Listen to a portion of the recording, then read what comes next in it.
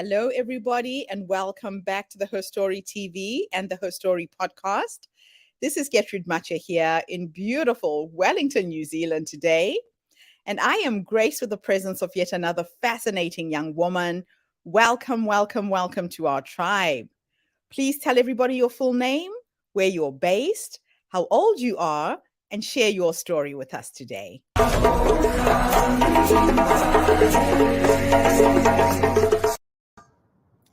Hi everybody, my name is Nina Concepcion. I live in the Gold Coast in Australia and I have recently just turned 33.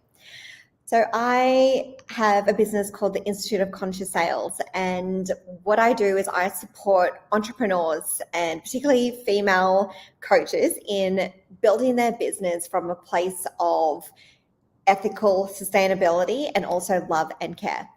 Now, the thing is, it wasn't always like this. I didn't grow up one day and think, I'm going to be in sales and I'm going to teach sales. This is definitely not the idea that I had from a very young girl. And so to go back to when I was young, I was always that weird child that asked a lot of existential questions. I was always that person asking, what's the purpose of life? Why are we here? Why does it look like this? Why did Jesus have to die for us to go to heaven? I was always asking really strange questions at such a young age. And at school, I knew that I wanted to do something meaningful in my life, but the careers advisor at my school didn't really help at all. And I was a little bit lost. So I ended up falling into exercise physiology at university, and I realized I didn't want to do that. And in between doing a double degree in exercise physiology, I decided I was going to look for a job in something that I was interested in during my 3-month uni break. I applied for every single receptionist real estate role in Sydney. I was living in Sydney at the time. I probably applied for hundreds of roles, and one company called me back. Long story short, the man, the boss of that real estate offered me a minimum 12-month sales role when I had applied for a 3-month receptionist role. And it was the first time in my life that I had to choose between something that I knew I wasn't passionate about, but I was very comfortable, and it was very much the known, compared to something that had the potential for more, but it was in the unknown. And at the time, it felt like a really hard decision. And I remember asking for the advice of the people in my life. And everyone in my life was torn. Half the people in my life said, Nina, you'll do great. You're such a people person. Everyone's going to love you. You're going to do amazing in sales. And the other half of the people in my life said, Nina, you're going to hate it. It's a dog-eat-dog world. You're going to get eaten alive. And I remember what it really came down to was, I remember having the realization that I would rather give something a go and fail than wonder at the end of my life, what if I had done more? What if I had given more? What if I had tried that thing and I would have done well at it? So I thought, I knew I wasn't passionate about what I was studying at university. So I thought, why don't I just give it a go? I'm going to defer university for a year. And if I don't like it, I could always go back and finish my double degree. And I had no idea what I had gotten myself into when I had decided to give real estate a go. I found personal development and my boss ended up mentoring me. It took me 9 months to make commission in real estate. And what I realized, and I talk about this during my TED Talk, what I had realized is there were all of these pressures from my job, from society, from the men in the industry, as real estate is typically a male-dominated industry, to have to be a certain way, to sound a certain way, to have to say certain things. And every single day I was faced with, who do I want to be? Do I want to lie and manipulate this person and make a sale? Or would I rather be honest, but probably not make a sale because of how honest I am? And after being tested time and time again, multiple times a day, I became so solid in my own beliefs and who I am that I wasn't going to waver for anyone and anything. And I remember feeling like I was such a failure. I felt like I wasn't making any sales. But what happened was it actually turned around really, really quickly. And I started getting referrals. I became the 4th highest salesperson in the company.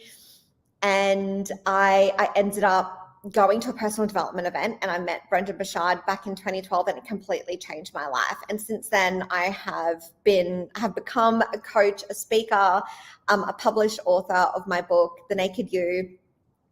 And I really attribute a lot of where I am now in my life with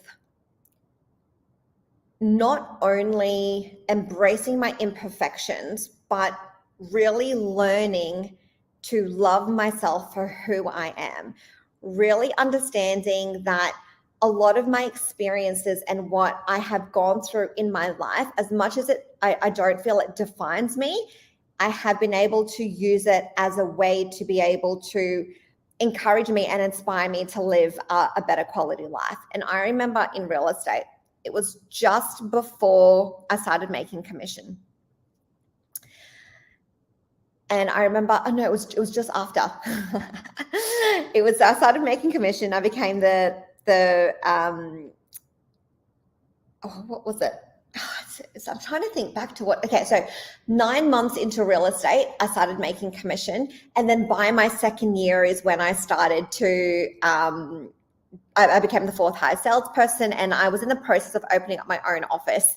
And that's when I met Brendon Burchard. So I was in my second year of real estate at the time. I had bought my own house. I had moved out of home at about 21, 22. And I thought that my life was set. And I remember my boss actually said to me, there's a part of you that's holding yourself back. And I had so much ego. I remember being young and naive and so driven to make money and build my career. And I remember thinking, but I'm already doing amazing. And he said, but there is something that is holding you back. What is it? And I didn't realize it back then, but he was really my first coach and my first mentor. And I remember he just sat there looking at me, waiting for a response. Nina, where are you holding yourself back? And I remember thinking, I'm not holding myself back. And he said, where are you holding yourself back? He literally sat there staring at me in the real estate office. And I remember thinking, he's not going to give up. I'm going to need to really find an answer. Otherwise, we're just going to end up sitting here during my one-on-one with him. And I started looking for the answer to that question. If I was holding myself back, where am I holding myself back? And so after a few moments, I said to my boss, if I was holding myself back anywhere, I guess it would be the fact that I'm single, but I'm choosing to be single. I don't feel like I want to be in a relationship. I've forgiven my ex for everything that he has done. I'm good. Like I've forgiven him, and I feel like I'm fine. I'm choosing to be single. And he asked me a question that completely changed my life forever. He said to me, Nina, have you forgiven yourself? And then within probably not even a couple seconds, I just started bawling my eyes out. It was like I just got punched in the heart and the stomach at the same time. And I remember having this realization that I had blamed myself. I had blamed myself for letting my ex in. I had blamed myself for what I had gone through and for the pain that I had experienced. And what I was doing unconsciously was keeping people at arm's distance so that I wouldn't get hurt. And that's why my book is called The Naked You. And that's why I'm naked on the front cover. It is a metaphor for the vulnerability of showing up as you are and sharing who you are, because my natural response is to keep people at arm's distance. And I've had to unlearn and train myself to lean into that vulnerability. And what that really also brought up for me was, as I left real estate and decided to pursue being an entrepreneur, become a coach, a speaker, and an author, I decided to move from Australia to Bali. And I'm from the Philippines, but I wanted to live in Bali. It was all glamorous, and it was one of the things on my bucket list. So, I didn't have my partner then. I didn't have our daughter then. I didn't have my immediate family. I had my parents and my sister, but they had their own life happening. So I decided to move to Bali. But I remember before I moved to Bali and before I sold my house, I was 22, I believe, when this happened. And I remember thinking to myself, I need to tie up some loose ends here in Australia before I leave.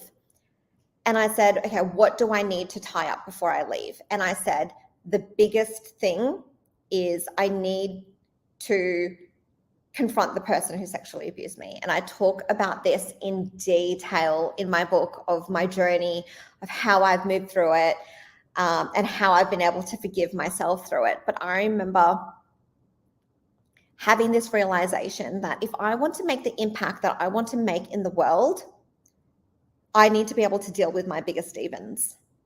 If I want to be able to give love to humanity, then who is the person that I'm going to struggle giving love to the most? And I thought to myself, how will I know when I have healed from this situation? And for me, what came to me was, you will know when you are healed when you can give him love for simply being a human being, when you can forgive him and not be angry and just be able to give him platonic, unconditional love just because he's a human being. And I built up the courage. I remember I was shaking. I was so nervous. I built up the courage to reach out to him and to meet with him at a public cafe. And it was actually one of the most healing experiences that him and I have ever had. It was so ironic because I remember speaking to one of my best friends when I got in the car, and I told her what had happened. And not that I was expecting him to apologize. I decided that I was going to give him my forgiveness regardless of whether he had apologized or not, but I wanted to give him an opportunity to apologize. And one of my best friends at the time said to me, Nina, do you realize that you have given him a gift that only you can give him? Because he ended up apologizing. He ended up telling me that he had been suicidal. He'd ended up telling me that a day hasn't gone by that he hadn't thought about it. He hasn't done it since. And he was hoping that there would be a day that he could apologize to me. And I remember the moment he apologized to me and he ended up confiding in me and telling me that he had been sexually abused, I remember I could physically, like, there was this literally weight lifted off my shoulders. I felt so much lighter, and it felt so strange that, I had been, as people say, the victim, and yet I was also a facilitator in the healing for him. And one of the reasons why I talk about this so much in my book is because a lot of people all typically look at the victim's story, but in my book, I also interview him and the story and his background and his story, because I feel like it took a level of vulnerability for him to also meet with me. So a big part of what I do with my business and teaching sales, and what I do with regard to my book, is it's really supporting people in realizing that the best thing that they can do for themselves to live from a place of alignment, fulfillment, and feeling like our life is worth living, I believe, is by being able to truly be who we are. And that starts with forgiving ourselves, loving ourselves, embracing our imperfections, and then, if we decide to, sharing it with the world. My name is Nina Concepcion. It's been such an honor to share the story with you. Oh my gosh, Nina, what an incredible story. Thank you. I'm not even sure where to start to ask you questions. My So let's start with the book. Yes. The title is amazing, The Naked You, and it talks about vulnerability because when you strip down and you have no clothes on, that is the most vulnerable any human being can be, right? Yes. What did it do for you as a person? Mm. Strip down to the bare essence of who you are in doing the work that you're doing now. Mm. It's really interesting because I feel like the book is the cherry on top with a big part of my story and what I've experienced. So, as much as I did physically strip down butt naked for the photo shoot for my book, I feel like that level of vulnerability was just an external representation of the vulnerability that I've had to step into within my own self, within my own personal development, within my own story. So the vulnerability that it took for me to meet with the person who sexually abused me was so much harder than the vulnerability it took for me to completely strip down. But, as we know in personal development, your outer world is just a reflection of your inner world. And I feel like by me stepping into the courage of standing there naked and having my photo taken was a way for me to share my message externally that I had already lived internally. I had already experienced that level of vulnerability internally. And I think what was so challenging, and even the process of writing my book, is I believe that I had to go through the journey on my own. I needed to, and not that I healed by myself, but it was definitely an internal journey of going inwards and digging deep with what I needed and what I needed to give myself, and only I could give myself with the support of others. And then bringing it to society, bringing it to the forefront of my message, bringing it to how people can have this level of healing and love for themselves and love for life and love for even the most painful thing that they never thought that they could ever heal from. So, in summary, to answer your question, as scary as it was, I feel like it was necessary, and I feel like it was just another element of me doing what I'm here to do. Amazing. So if you could go back to the younger you, that young girl who had been sexually abused, and Hmm. give her three nuggets of wisdom based on what life has taught you, Mm, what would you have wanted somebody to say to you? Let's just say there's a young mm. woman who's listening to this interview right now. Give us three nuggets of wisdom. Trust yourself and trust your intuition above anything anyone ever says. You know your truth more than anyone can comprehend. The second one is look for ways every day that you can fall in love deeper with yourself, with your strengths and your weaknesses and your imperfections. My last nugget of wisdom is surround yourself with people who you feel can truly see you, feel you, hear you, understand you, care for you, and love you unconditionally for who you are, and reciprocate that love back to them. Oh, I love that. That is so beautiful. Now, conscious sales coach. A lot of people who are taught sales and marketing, they're given a script most of the time, how they should approach clients, how they should do what they do. You went against all of that because it didn't sit right, it didn't feel right for you, right? Give us again, what is it that you do that makes you truly conscious to your client that has Mm. generated the results that you've had in sales? So my definition of conscious sales is a heart-centered, ethical, and integrity-driven approach to sales that empowers the individual to invest into themselves. So in my coaching container, we don't talk about convincing. We're not here to change someone's mind. We're not here to push anyone into doing anything they don't want to do. Conscious sales is very much about sharing your message to, I call them soul aligned clients, to the people who you resonate with, the people who you know deeply in your heart that you can help and that you want to help, and then connecting with them in a way that they can have the opportunity and take the step forward to invest into themselves when they choose to, when it's an alignment for them. So the mindset and the energy behind conscious sales is very much, it's very spiritual, and it's very much an integration of the masculine and the feminine energies, because sales can be very masculine. Sales can be very go, go, go. It's hardcore. This is what you need to do.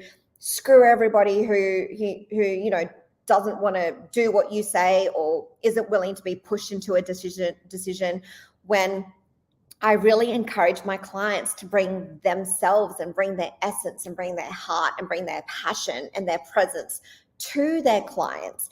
And sales ends up being this beautiful co-creation of journeying in life together and dancing together and stepping into another level of your higher self and your fulfillment and your potential. And that's what I believe conscious sales is. Oh, I absolutely love that. That is so beautiful. And you're right. It is your intention that sets the trajectory of the results that you get. Your intention when you're selling anything is to go in and help the other person, not take. The ripple effect is absolutely massive. So now I'm going to have a little social experiment with you. And I'm going to teleport you into the future, Nina. Mm-hmm. You're now 100 years old, sitting in your rocking chair, surrounded by your children, your grandchildren, your dogs, your cats, whoever's going to be celebrating with you. And you could go and have a conversation with that 100-year-old woman. Based on how you're living your life right now, what would you say to her? Again, trust your intuition, follow your heart, have fun, play. Life can be gone in an instant. Enjoy, laugh, play. Keep going.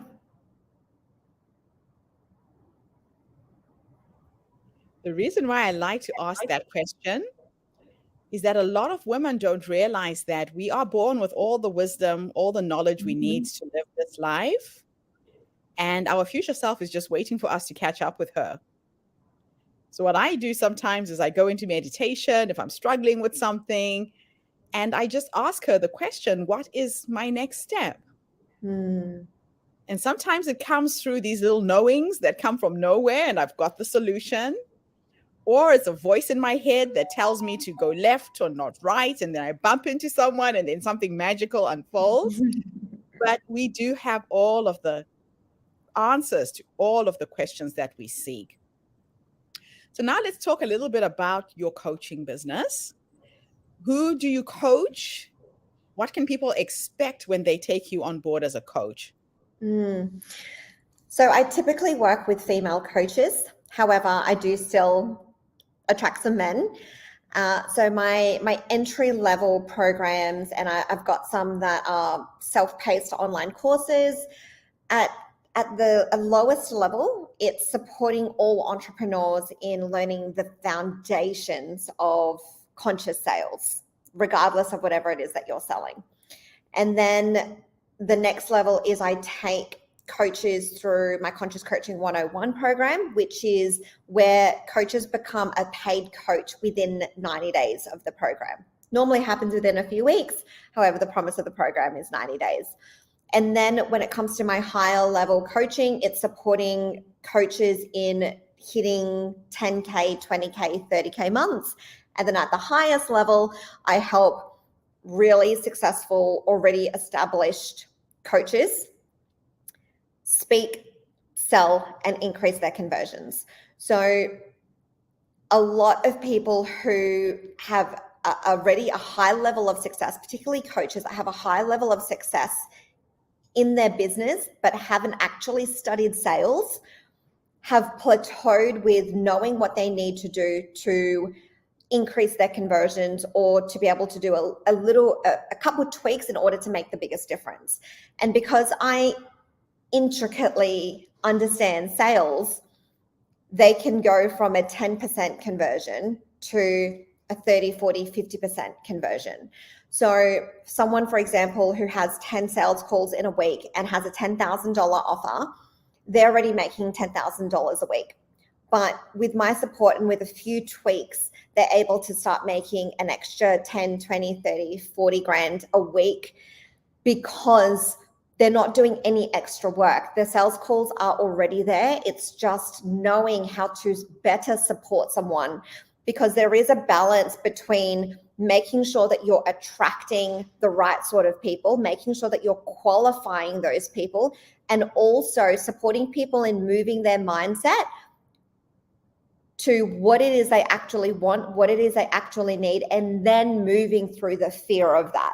So there are so many parts of sales that a lot of people who have a certain level of success that have never actually studied sales have kind of fluked by, and they've done well, but they don't know the blind spots. They don't know what are the things that are sabotaging the sale, and they don't know what are the few tweaks that they need to make in order to start actually converting more of those leads.